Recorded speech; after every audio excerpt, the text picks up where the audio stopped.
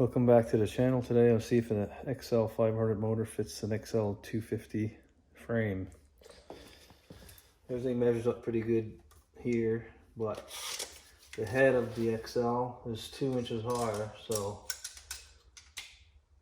this is going to hit the coil. So we have to take this coil off, relocate it. So I'm going to take the motor off. I already took these bolts off here, there, and these ones here too.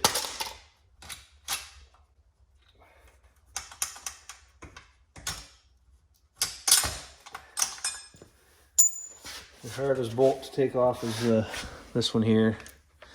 You soak it with the WD-40 back here and take the nut off, and then you go on this side and take an impact gun and spin it for about 30 seconds, and then you just tap it out, and it'll come right out.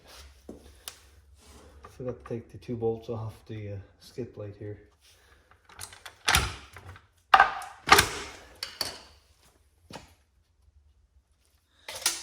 Alright, you have to take these 2 plugs off, these 2 wires with the CDI here.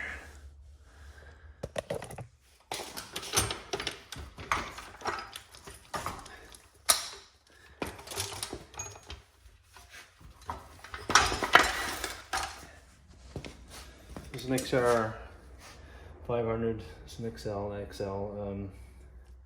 Your magneto, the wire coming out of the magneto here has 3 extra wires, probably for your lighting and stuff.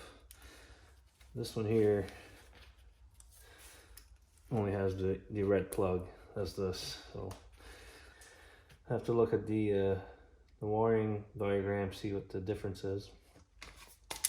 As you can see, the case is the same, mill the sprocket here, 1.5 inches to the center roughly, and it measures the same.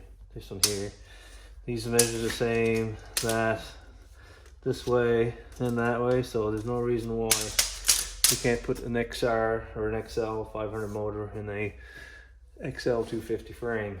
Just gotta relocate the coil.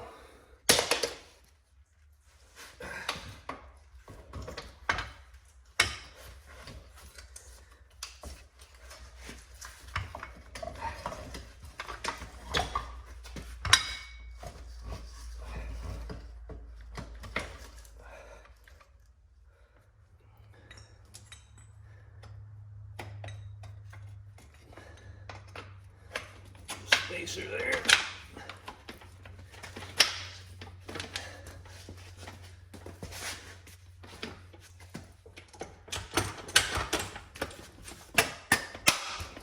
And the top bolt here.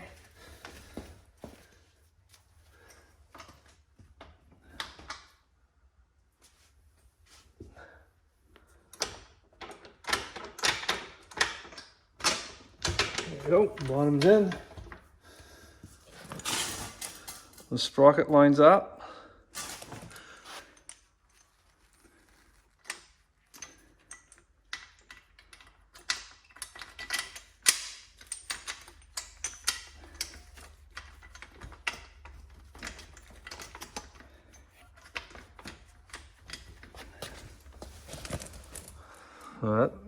That's good.